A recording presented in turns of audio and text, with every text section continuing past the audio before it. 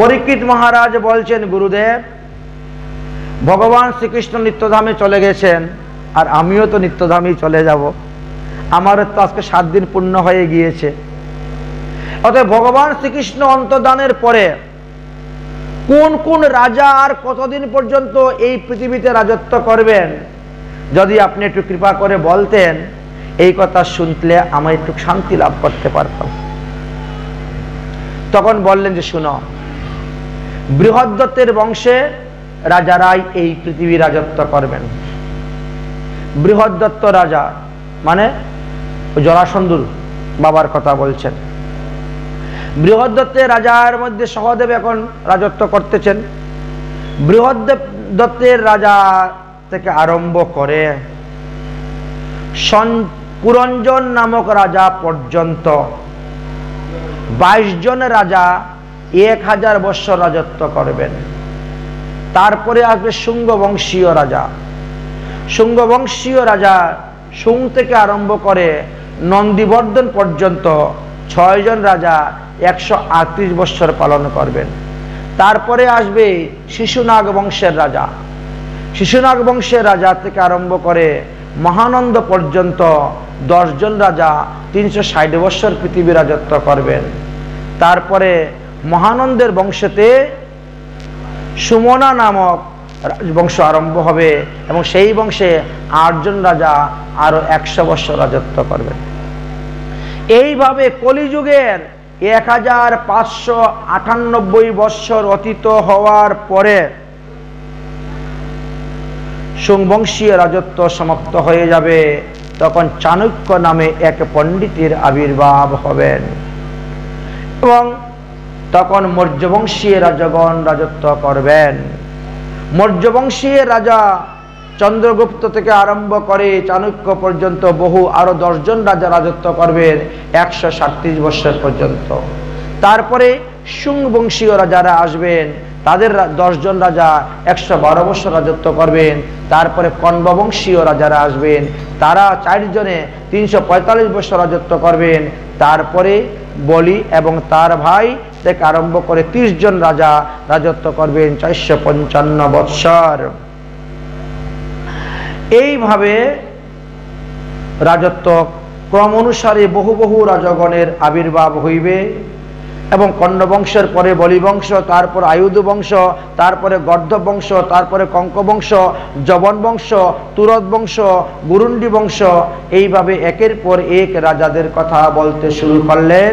এইভাবে বললেন 4153 বৎসর যখন গত হয়ে যাবে, হে মহারাজ পরীক্ষিত, সেই সময়ে এই ভারতবর্ষের রাজধানী হবে কলকাতা। সেই কথাও তিনি বর্ণন করে গেলেন।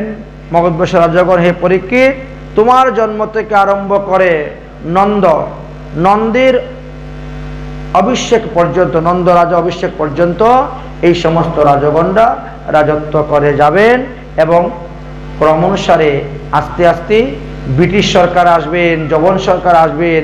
এইভাবে সবার কথাই বর্ণন করে গিয়েছেন। সবের কথাই বর্ণন করে গিয়েছেন। কলিযুগের শেষ অবস্থায় কি কি হবে, কলিযুগের যুগধর্ম কিভাবে হইবে, সেইভাবেও তিনি বর্ণন করলেন। কলিযুগে তো শেষকালে 4 পাদি অধর্ম হয়ে যাবে, সম্পূর্ণ 4 পাদি অধর্ম হয়ে যাবে। তখন বর্ণধর্ম, আশ্রম ধর্ম, সমাজ ধর্ম, স্ত্রী ধর্ম, নারী ধর্ম কোনো কিছুই থাকবে না। কলি দোষ ও নিষেধাজ্ঞং লোকং মহানগণম। কিন্তু কলির যুগের হাজার হাজার দোষ থাকলেও কলিযুগের একটি মহান গুণ থাকবে, সেটা হলো কীর্তনা দেব কৃষ্ণস্য মুক্ত সঙ্গ পরাব্রজেত। যারাই হরিনাম সংকীর্তন করবেন তারা সমস্ত পাপ থেকে মুক্ত হয়ে হরিধামে যেতে পারবেন। এই কলিযুগে কেউ যদি সৎকর্মের অনুষ্ঠানে সংকল্প করে, তাহলে তিনি সৎকর্মের ফল পেয়ে যাবেন, সৎকর্ম না করলেও। যেমন মনে করেন আমাদের এই মহারাজ সৎকর্ম অনুষ্ঠান করেছেন, রথযাত্রার দিন হইতে উল্টা রথ পর্যন্ত আমরা বাগ্য সপ্তাহ দিব, তারপরে অষ্টপ্রহর নাম যজ্ঞ দিব। তারপরে 64 মন্ত্রের ভোগ দিব। আচ্ছা, যদি কোনো কারণবশত 64 মন্ত্রের ভোগ নাও হয়, অষ্টপ্রহর নামযজ্ঞ নাও হয়, তথাপিও তিনি তার ফল পাবেন। এটা কলিযুগের মহিমা।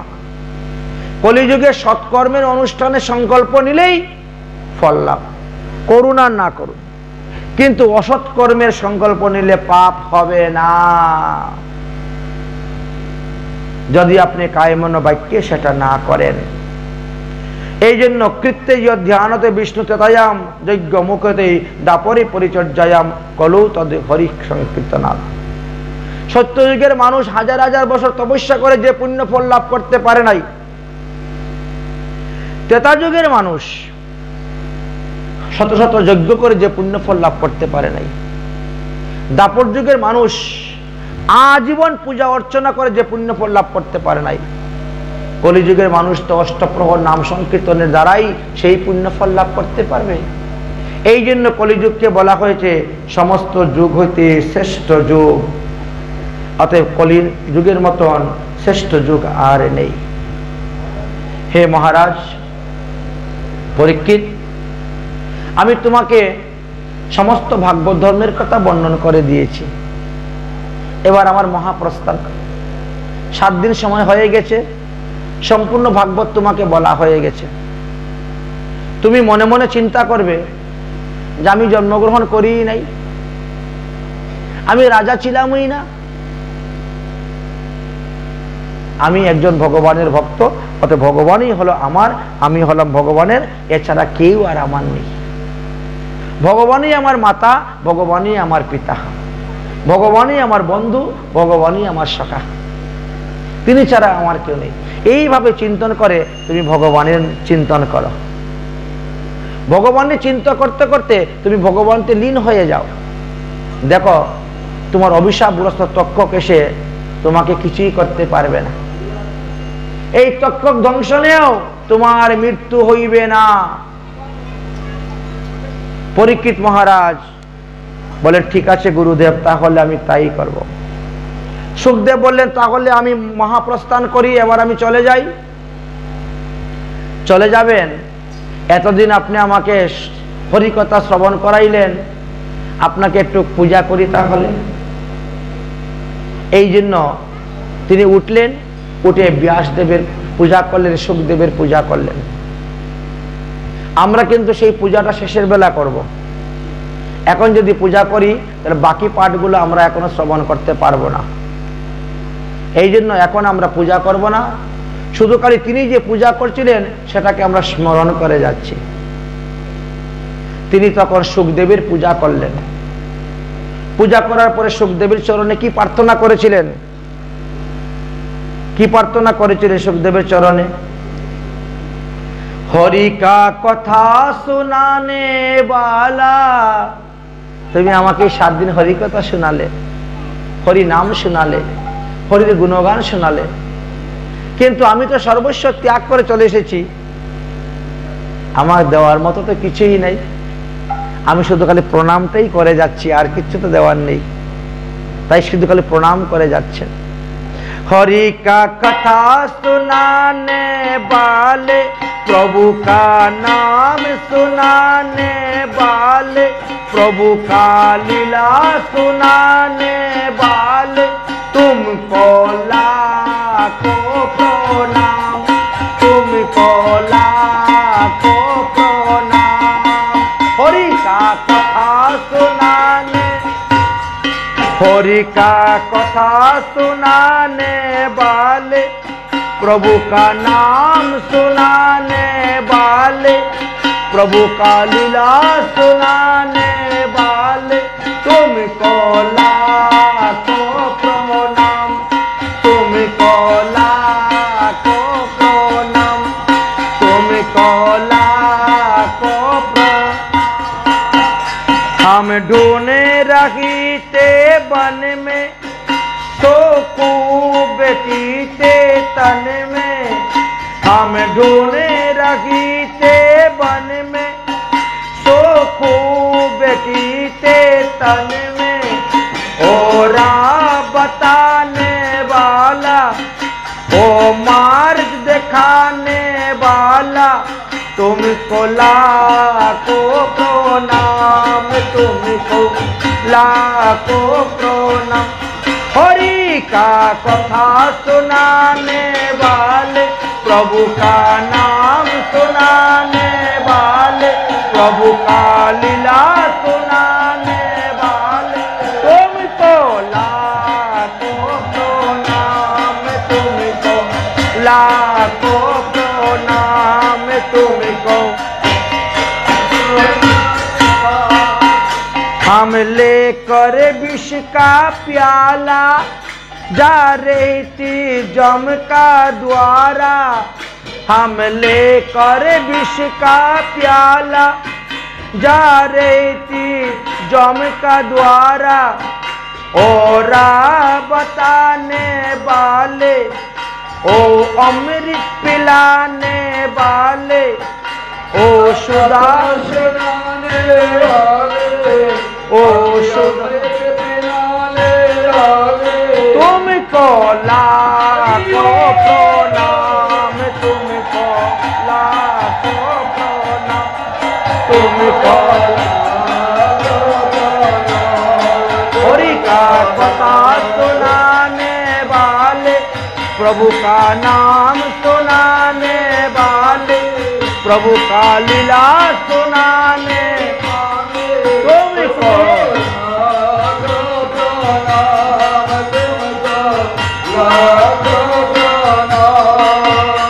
हम घाट तेरा क्या पावे, बस शीशी झुकाते आवे, हम बाट तेरा क्या पावे, बस शीशी झुकाते आवे।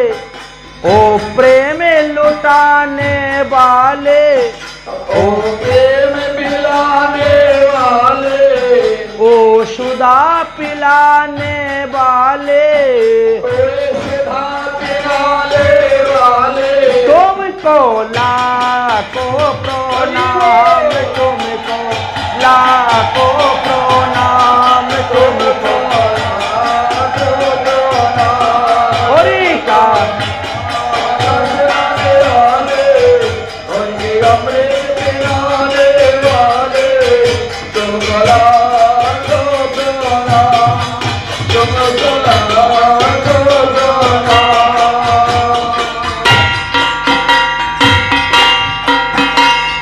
घट घट अंतर जामी, हम पतित और अभिमानी, तुम घट घट अंतर जामी, हम पतित अभिमानी, तुम घट घट अंतर जामी, हम पतित और अभिमानी, तुम घट घट अंतर जामी, हम पतित अभिमानी। ओ मुक्ति दिलाने वाले, मुक्ति पिलाने वाले, जग से नाता तोड़ने वाले, तुमको लाखों प्रणाम, तुमको तुमको लाखों प्रणाम, तुमको हरि का कथा सुनाने वाले, गाना सुनाने वाले, प्रभु का नाम सुनाने वाले, तुमको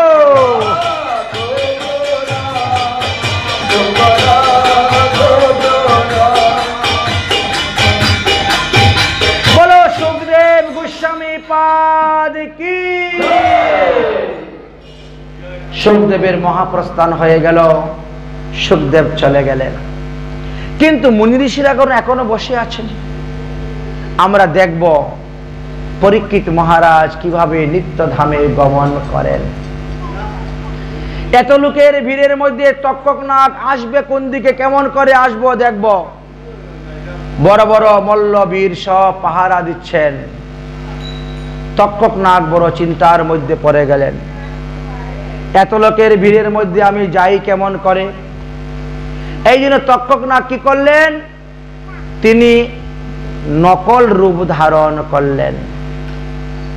একজন সাধারণ মানুষের রূপ ধারণ করেছেন, আর তার আসল রূপ একটা কুলের ভিতরে ঢুকিয়ে দিয়েছেন। কুল মানে বড়ই, বদরি ফল। এই জন্য ভাদ্র মাসের কুলের মধ্যে দেখবেন পোকা দেখা যায়, লম্বা লম্বা কীরা।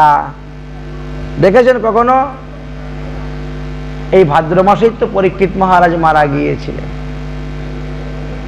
এই ভাদ্র মাসেই তো হয়েছিল ভাগবতের জন্ম। এই জন্য ভাগবত জয়ন্তীটা ভাদ্র মাসেই হয়। ভাদ্র মাসের শুক্লপক্ষের নবমী থেকে ভাগবত আরম্ভ হয়েছিল, তাই তাকে ভাগবত জয়ন্তী বলা হয়। যাই হোক, এই কুলের ভিতরে তার নিজের আপন রূপ, আসল রূপটাকে লুকিয়ে রেখে দিয়ে নকল রূপ ধারণ করেছে।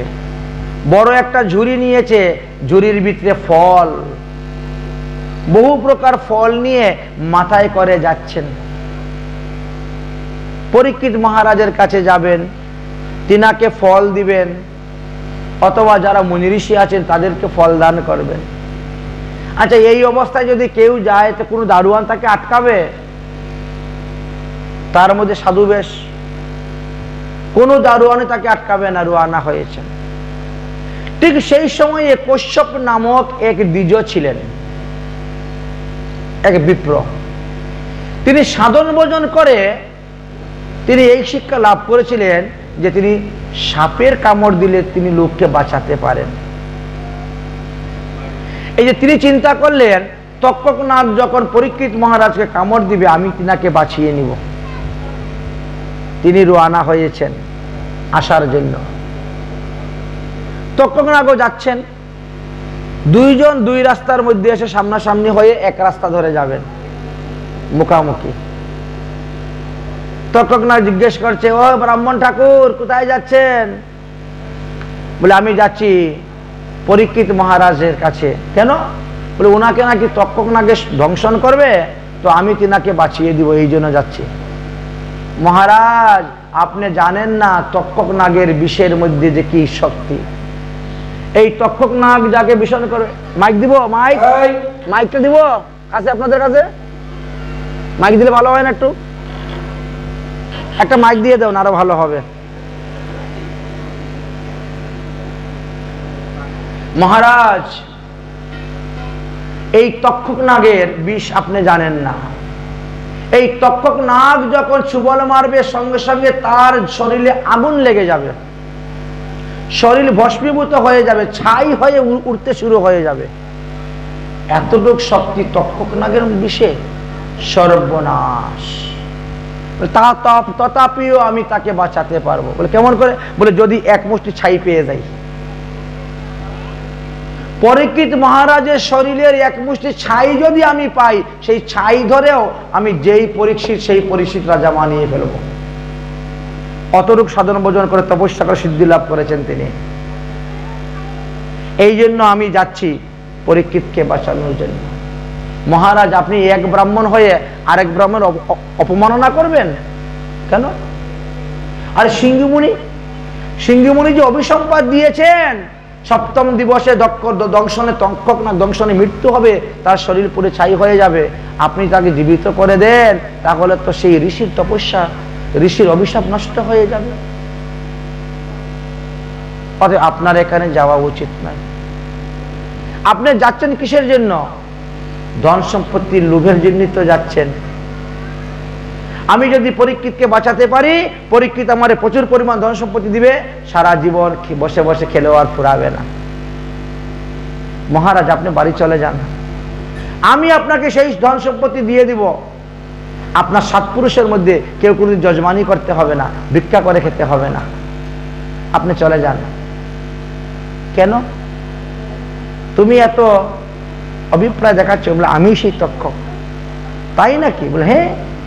তুমি এরকম? বলে, আমি যে কোনো রূপ ধারণ করতে পারি, আমি বহু রূপ ধারণ করতে পারি, আমি এই বিদ্যা লাভ করেছি সাধন করে ভজন করে। আর আমাকে কেউ মারতেও পারবে না, কারণ আমি অমৃত পান করেছি। সমুদ্র মন্থনের অমৃত ইন্দ্র আমাকে পান করিয়ে দিয়েছেন। আমি সেই তক্ষক নাগ। তবে আপনি যে বললেন যে পরীক্ষিত মহারাজের এক মুষ্টি ছাই পেলে আপনি জীবিত করিয়ে দিবেন, এর বড় আশ্চর্য কথা। এমন হুজা পৃথিবীতে আছে, এটা তো আমি জানতাম না। তবে দেখি তো একবার পরীক্ষা করে, চলুন। গিয়েছেন, গিয়ে সামনে দেখেন একটা আম গাছ, এমনি আম গাছের মধ্যে দিয়েছেন ছুবল। যেই দিয়েছেন গাছের মধ্যে আগুন লেগে গেছে, গাছের পাতা পুড়ে ছাই হয়ে উঠতে শুরু হয়েছে। কশ্যপ ব্রাহ্মণ এক মুষ্টি ছাই ধরে ফেলে ছু মন্ত্র দিয়েছেন, আবার যেই গাছ সেই গাছ হয়ে গেছে। সর্বনাশ, পারবেন আপনি জীবিত করতে, কিন্তু তথাপিও আপনি যাবেন না, দোহাই আপনার, আমি আপনার ঘরে সমস্ত ধন সম্পত্তি পাঠিয়ে দিচ্ছি। পরীক্ষিত মহারাজ তিনি তো বসে আছেন, ভগবানের তপস্যা করতেছেন। কেন এখনো তক্ষক নাগ আসছে না? কেন আমাকে ধ্বংসন করতেছে না? আমি আর এই পৃথিবীতে থাকতে চাই না, আমি পৃথিবী ত্যাগ করে নিত্যধামে চলে যেতে চাই, ভগবানের কাছে চলে যেতে চাই। কিন্তু তক্ষক কেন এখনো আসছে না? এই 7 দিন ভাগবত পাঠ শ্রবণ করার ফলে কি তক্ষক চলে গেছে? আসবে না। তক্ষক না আসলেও আমি আমার প্রাণকে ভগবানের সঙ্গে লীন করিয়ে দিব সাধনের দ্বারা, ভজনের দ্বারা, সমাধির দ্বারা। এই তো সমাধিস্থ বসে গেছেন, জীবাত্মাকে পরমাত্মার সঙ্গে লীন করার জন্য সমাধিস্থ হয়ে বসে গেছেন। সমাধি করতে, ধ্যান করতে করতে করতে করতে পরীক্ষিত মহারাজের প্রাণ কখন যে বেরিয়ে গিয়ে ভগবানের সঙ্গে এক আত্মা হয়ে গেছে কেউ বুঝতে পারে নাই। সবাই দেখছে পরীক্ষিত ধ্যান করতে চোখ বন্ধ করে, কিন্তু পরীক্ষিতের দেহের মধ্যে তখন প্রাণ ছিল না, আগেই আত্মা বেরিয়ে চলে গেছেন ভগবানের কাছে। এদিকে তক্ষক নাগ এসে উপস্থিত হয়েছেন, আর ফলের ঝুড়িটা পরীক্ষিত মহারাজের কাছে রেখেছেন। রেখেই তিনি ওই ফলের ঝুড়ি থেকে আসল রূপের তক্ষক বেরিয়ে গেছেন। বেরিয়েই পরীক্ষিত মহারাজকে চুবল দিয়েই ফস করে গঙ্গার জলে নেমে গেছেন। কে তাকে ধরতে পারবে, কে তাকে মারতে পারবে? গঙ্গার তীরে ঘটনাটা হয়েছে। এই জন্য তক্ষক দংশনে পরীক্ষিত মহারাজের শরীরের মধ্যে আগুন লেগে গিয়েছিল এবং চতুর্দিকে হাহাকার হতে শুরু হয়েছিল যে তক্ষক দংশনে পরীক্ষিত মহারাজ মারা গিয়েছেন। কিন্তু তিনি তো আগেই পঞ্চাত্মা প্রাপ্ত হয়ে চলে গিয়েছেন, তিনার মৃতদেহের মধ্যে পরীক্ষিত এই তক্ষক নাগ সুবল মেরেছে। এই কথা কেউ বুঝতে পারলেন না। স্বর্গের থেকে পুষ্পবৃষ্টি হইতে শুরু করলো, সবাই জয়ধ্বনি শুরু করলেন, বলো পরীক্ষিত মহারাজ কি, পরীক্ষিত মহারাজ নিত্যধাম প্রাপ্ত কি। সবার মনে আনন্দ হলেও জনমেজয়ের মনে সেই আনন্দ আসলো না। আমার বাবাকে যেই তক্ষক নাগ ধ্বংসন করেছে, আমি সেই তক্ষককে প্রাণে বধ করব। সমস্ত মুনি ঋষিদেরকে বললেন কি করলে পরে তক্ষক নাগকে মারা যায়? বলে যজ্ঞ করলে পরে। শুরু হলো ব্যভিচারী যজ্ঞ। জন্মেজয় ব্যভিচারী যজ্ঞ করলেন আর তক্ষক নাগকে মারার জন্য আরম্ভ করলেন। কিন্তু মন্ত্র বলা হচ্ছে পৃথিবীতে যত সর্প আছে, ক্ষুদ্র সর্প, বৃহৎ সর্প, মন্ত্র শক্তিতে সবাই আকাশ মার্গে উড়ে উড়ে যজ্ঞতে পরে পুড়ে ছাই হয়ে যাচ্ছে, কিন্তু তক্ষক এখনো আসছে না। লক্ষ লক্ষ সর্প পুড়ে ছাই হয়ে যাচ্ছে, কিন্তু এখনো তক্ষক ফিরে আসতেছে না। এই দৃশ্য দর্শন করিয়া জনমেজয় বললেন, কি ব্যাপার, আপনাদের মন্ত্রের মধ্যে শক্তি নাই? তক্ষক কেন এখনো আসতেছে না? বলে তক্ষক স্বর্গে চলে গেছে, দেবরাজ ইন্দ্রের শরণাপন্ন হয়েছে। দেবরাজ ইন্দ্র মোটা মোটা রশি দিয়ে তক্ষককে তিনার স্বর্গের সিংহাসনের সঙ্গে বেঁধে রেখে দিয়েছেন। এই জন্য মন্ত্র বলা সত্ত্বেও সে আসতেছে না। আপনাদের মন্ত্রের শক্তি নাই? দেবরাজ ইন্দ্র সহ সিংহাসন সহ তক্ষককে উড়িয়ে নিয়ে আসুন, আমার পিতৃহত্যাকারীকে বধ করতে হবে, তবেই তো পিতৃহত্যার প্রতিশোধ হবে। এই জন্য তিনি তাই করলেন। এমন ভাবে মন্ত্র বলেছেন, সেই মন্ত্র শক্তিতে আকাশ মার্গে দেবরাজ ইন্দ্র স্বর্গের সিংহাসন আর তক্ষক উড়ে আসতে শুরু হয়েছে। দেবরাজ ইন্দ্র তখন গুরু বৃহস্পতি শরণাপন্ন হয়েছেন, গুরুদেব গুরুদেব আমায় রক্ষা করো, আমায় রক্ষা করো, আমার শিষ্যকে রক্ষা করো। অন্যায়কারীকে প্রশ্রয় দিতে আরো অন্যায়ের ফল ভোগ করতে হচ্ছে। দেবগুরু বৃহস্পতি এসে উপস্থিত হলেন, বন্ধ করো জনমেজয়, তোমার এই ব্যভিচারী যজ্ঞ বন্ধ করো। তোমার বাবাকে একটা সর্পে বধ করে মেরেছে, আর তার বিনিময়ে তুমি লক্ষ লক্ষ সর্পকে বধ করেছো। বন্ধ করো ব্যভিচারী যজ্ঞ। তক্ষক তোমার বৈদ্য নয়, সে অমৃত পান করেছে, তাকে বধ করতে পারবে না। ইন্দ্র তোমার বৈদ্য নয়, ইন্দ্র অমৃত পান করেছে, তাকে তুমি বধ করতে পারবে না। অতএব ব্যভিচারী যজ্ঞ বন্ধ করো। তুমি বহুবিধ পাপ হয়েছে, এই পাপের স্খলনের জন্য তুমি তীর্থ ভ্রমণে যাও। তখন ব্যভিচারী যজ্ঞ বন্ধ হলো। ওম নমো ভগবতে বাস নমো ভগবতে তস্मै কৃষ্ণায় বৈকুণ্ঠ বেদসে ইয়ৎ পাদ শৌচম ধ্যানশ্চ সন্নিধায়ম গমিষ্যতে। সুতমণি বললেন, হে শৌনকাদি ঋষিগণ, ভগবান শ্রীকৃষ্ণের পদপদ্ম যারা এইভাবে ধ্যান করেন, স্মরণ করেন, ভগবানের লীলাকথা শ্রবণ করেন, তারা কিন্তু ভগবত ধামই প্রাপ্তি হন।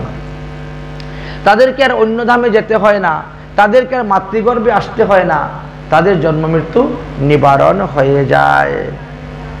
শৌনক ঋষি বললেন, ভগবান নিত্যধামে চলে যাওয়ার পর, পরীক্ষিত নিত্যধামে চলে যাওয়ার পর, তারপরে আর কি কি হয়েছিল এই বিষয়ে আপনি আমাদেরকে বলুন। আপনারা কি বিষয়ে শুনতে চান? না, আমরা শুনতে চাই, শুনেছি আমাদের নাকি 18টা পুরাণ আছে, কিন্তু 18 পুরাণের নাম আমরা সবাই ভালোভাবে জানি না। আপনি কৃপা করে 18টা পুরাণের নাম আমাদেরকে বলুন। যেহেতু আপনি ব্যাসদেবের শিষ্য, সুখদেবের নিকট থেকে ভাগবত পাঠ শ্রবণ করেছেন, এই জন্য 18টা পুরাণের কথা আমাদেরকে বলুন। তিনি বললেন, দেখেন 18টা পুরাণকে না 6 ভাগে ভাগ করা হয়, 3 ভাগে ভাগ করা হয়েছে। 6টা হলো সাত্ত্বিক পুরাণ, 6টা হলো রাজস্বিক পুরাণ, আর 6টা হলো তামসিক পুরাণ। এই হলো 3 6 18টা পুরাণ। সেই 18 পুরাণের কথা আমি তোমাকে বলছি। সাত্ত্বিক পুরাণ কোন কোন 6টি? সাত্ত্বিকানি পুরাণানি বিজ্ঞানি মনীষেভ্যং বৈষ্ণবং নারদায়শ্চ যথা ভাগবতম শুভম গুরুরশ্রুতা পদমং বরাহ শুভদর্শয়াম। সাত্ত্বিক পুরাণের মধ্যে হলো বিষ্ণু পুরাণ, আচ্ছা, আর নারদ পুরাণ 2টা হলো, গরুর পুরাণ 3টা, পদ্ম পুরাণ 4টা, বরাহ পুরাণ 5টা, শ্রীমদ্ ভাগবত মহাপুরাণ 6টা। এই 6টাকে সাত্ত্বিক পুরাণ বলা হয়।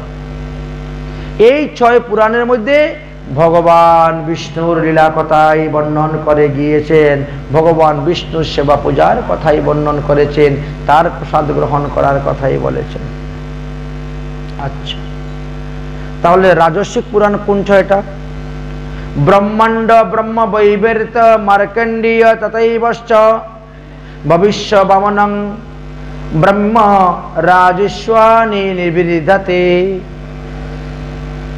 ব্রহ্মাণ্ড পুরাণ, ব্রহ্মবৈবর্ত পুরাণ, ভবিষ্য পুরাণ, মার্কণ্ডীয় পুরাণ, বামন পুরাণ, ব্রহ্ম পুরাণ, এই 6টি পুরাণকে রাজস্বিক পুরাণ বলা হয়েছে।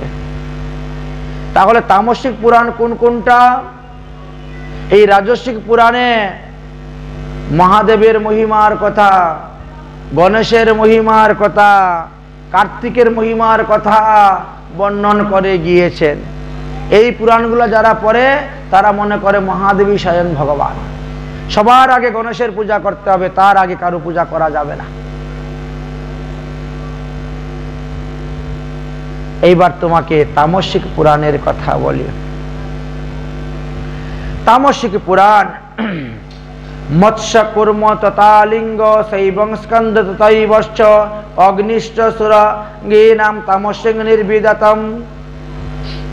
6টি তামসিক পুরাণ: মৎস্য পুরাণ, কুর্ম পুরাণ, লিঙ্গ পুরাণ, শিব পুরাণ, মতান্তরে বায়ু পুরাণ, স্কন্দ পুরাণ এবং অগ্নি পুরাণ। এই 6টি পুরাণ হলো তামসিক পুরাণ। আর এই 6টি পুরাণের মধ্যে দেবী দুর্গা, মা কালী, দেবতাদের মহিমার কথা বেশি। সেইগুলা পড়লে দেখবেন দেবী দুর্গা থেকে ব্রহ্মা বিষ্ণু মহেশ্বরের সৃষ্টি হয়েছে। মা কালী হলেন একবারে পৃথিবীর জগৎ মাতা, জগদম্বা, জগৎ মাতা। যে যে রসের গ্রন্থ পড়ে সে তো সেই সমস্ত সিদ্ধান্ত পায়। কালিকা পুরাণ 18 পুরাণের মধ্যে পড়ে না। যে যে ছয় আমি বললাম এই 6টি পুরাণই 18 পুরাণের মধ্যে বলা হয়েছে। এই জন্য এই 6টি পুরাণের কথা ধরা হয়েছে। শৌনক ঋষি বলছেন, হে সুতমণি, তাহলে কোন পুরাণে কত হাজার শ্লোক আছে সেটা তো আমাদেরকে বলুন। আচ্ছা আচ্ছা, বেশ ভালো কথা, শুনুন। বিষ্ণু পুরাণে 23,000 শ্লোক আছে, নারদ পুরাণে 25,000 শ্লোক আছে, শ্রীমদ্ ভাগবত পুরাণে 18,000 শ্লোক আছে, গরুড় পুরাণে 49,000 শ্লোক আছে, পদ্ম পুরাণে 55,000 শ্লোক আছে, বরাহ পুরাণে 24,000 শ্লোক আছে, ভবিষ্য পুরাণে 12,000 শ্লোক আছে, ব্রহ্মবিবর্ত পুরাণে 18,000 শ্লোক আছে, মার্কেন্ডীয় পুরাণে 9,000 শ্লোক আছে, ভবিষ্য পুরাণে 14,500 শ্লোক আছে, বামন পুরাণে 10,000 শ্লোক আছে, ব্রহ্ম পুরাণে 10,000 শ্লোক আছে। আচ্ছা, মৎস্য পুরাণে 14,000 শ্লোক আছে, কুর্ম পুরাণে 17,000 শ্লোক আছে, লিঙ্গ পুরাণে 11,000 শ্লোক আছে, শিব পুরাণে 24,000 শ্লোক আছে, আর স্কন্দ পুরাণে সব থেকে বেশি 81,100টা শ্লোক আছে। অগ্নি পুরাণেও 15,000 শ্লোক আছে। এই তো তোমাকে সাত্ত্বিক, রাজস্বিক, তামসিক এই 18টি পুরাণের কথা বললাম। তাছাড়াও আরো কিছু শাস্ত্রের কথা লেখা আছে। সংকীর্ণেষু সরস্বত্যাং কৃত্রিণাঞ্চ নির্গিদতে। সতরজতম এই তিনটাকে মিলিয়ে আমাদের কিছু শাস্ত্র আছে যেগুলাতে সরস্বতীর মহিমার কথা বেশি বর্ণন করে গিয়েছেন, পিতৃপুরুষের পূজার কথা বলে গেছেন, শ্রাদ্ধের কথা বলে গিয়েছেন। এইভাবে শৌনক মুনি বলছেন, হে সুতমুনি, তুমি যখন 18টা পুরাণের কথা বর্ণন করেছিলে সেই সময়ে তুমি মার্কেন্ডীয় পুরাণের কথা বলেছ। অতএব মার্কেন্ডীয় ঋষির জীবনী কথা আমরা শুনতে চাই, তুমি কৃপা করে আমাদেরকে বলো।